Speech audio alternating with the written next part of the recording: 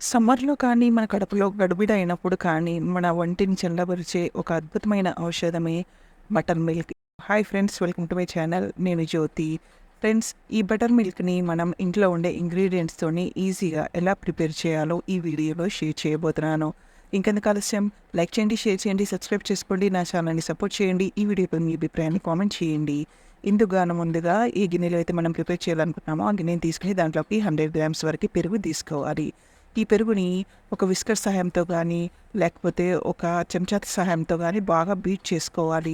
Paste అయ్యే వరకు beat చేసుకోవాలి. అప్పుడు మంచిగా బటర్ మిల్క్ అనేది చాలా బాగా వస్తుంది. ఇప్పుడు ఒక చిన్న రోలు కానీ, లేకపోతే మిక్సీ కానీ తీసుకొని కొంచెం అల్లంని, పచ్చిమిర్చిని, కొత్తిమీరనో, పుదీనానో వేసుకొని మెత్తగా దంచేసుకొని దీన్ని ఒక పేస్ట్‌గా చేసేసుకోవాలి.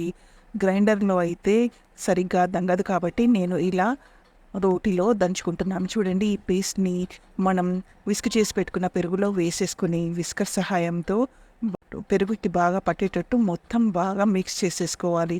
చూసారా, ఇలా మొత్తం మిక్స్ చేసుకున్న తర్వాత మనకు ఎంత బటర్ మిల్క్ అయితే కావాలనుకుంటున్నామో అన్ని చల్ల నీళ్ళను పోసుకోవాలి. ఒకసారి మిక్స్ చేసేసి దీనికి తగినంత ఉప్పును యాడ్ చేసుకున్నామంటే మన బటర్ మిల్క్ అనేది రెడీ అయిపోతుంది. ఈ బటర్ మిల్క్‌లో మనం పుదీనాను వేసాం. అలాగే అల్లాన్ని కూడా వేసాం కాబట్టి మన కడుపులో హాయిగా ఉండి మనకు ఒంటికి చల్లదనాన్ని ఇచ్చి జీర్ణ ప్రక్రియను కూడా వేగవంతం చేస్తుంది. ఈ బటర్ మిల్క్ చూసారా ఎంత చక్కగా ఉందో చూడ్డానికి కూడా.